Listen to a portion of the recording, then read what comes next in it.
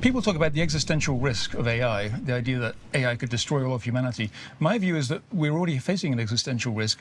Individually, everybody's going to die unless we solve the problem of aging. And we're joined today by Dr. Max Moore, philosopher and futurist, known worldwide for his work on emerging technologies and transhumanist philosophy. Well, I've been in transhumanism for about as long as modern transhumanism has existed.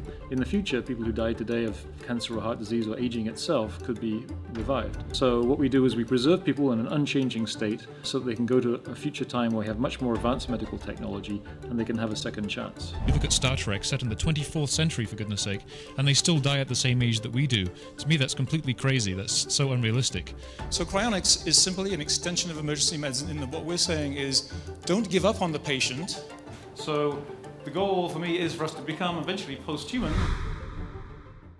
I've been reading a lot of stuff about artificial intelligence recently because obviously it's a big topic today with the latest catastrophe. Right now, AI is going to kill us. Do you think we're doing enough as humans to evolve with the technology? Thinking back to the olden days where humans used to die when they're like 30 or 40, or they used to die of tooth cavities. So I wouldn't be surprised if in the future we look back and we're like, oh my God, we used to die at 70? Like, what the heck?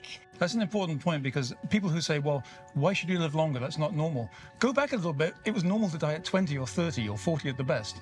So why is today's lifespan the exactly right one? It was different 50 years ago, 100 years ago, 200 years ago. Why is today's exactly the right one? That's obviously nonsense.